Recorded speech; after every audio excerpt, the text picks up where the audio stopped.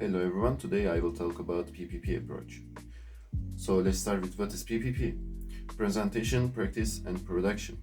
Presentation stands for context and practice for accuracy and production for fluency. PPP is a lesson structure, a way to order activities in your lesson. Although quite old and heavily criticized over the years, PPP is probably the most commonly used lesson structure in teaching English to foreign learners today. Some learning assumptions behind presentation, practice, production are: students should be introduced to grammar rules and then practice them. Language learning is a skill like any other and should be practiced as such. There should be a high level of teacher control, slowly handed over to learners as the lesson progress. Language is a series of items that can be learned in sequence. The target language should be practiced by removing unnecessary language to help focus. All of these have been shown that this isn't how we best learn language.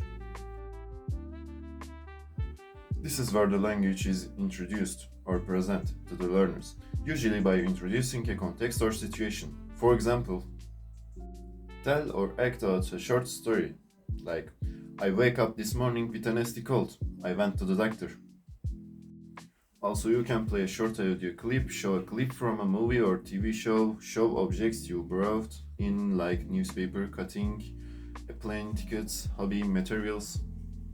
So what's the aim of presentation stage? The aim is to ensure students understand the context and get them thinking about it.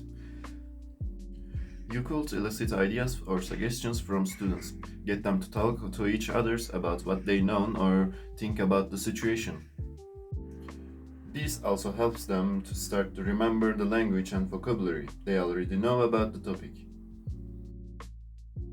The practice stage is when the students use the language in a controlled way. This stage is sometimes divided into two: a controlled practice and freer practice. Again, among many things, you could get students to drill sentences or sounds chorally or individually.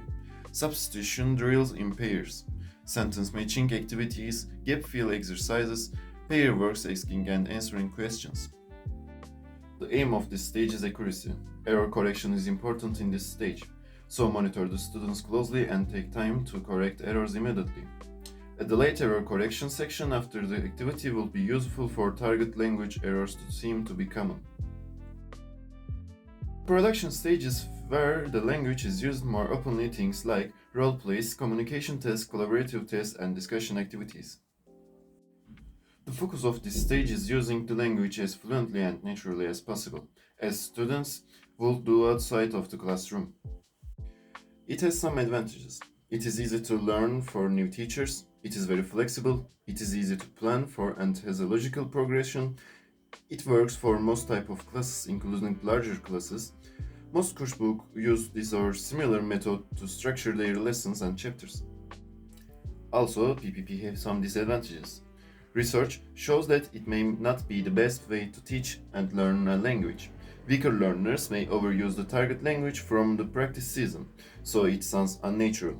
Learners may not know how to use the target language in different contexts. It can be boring if used repeatedly for higher level students. So that's all for today. Thank you for listening and see you later.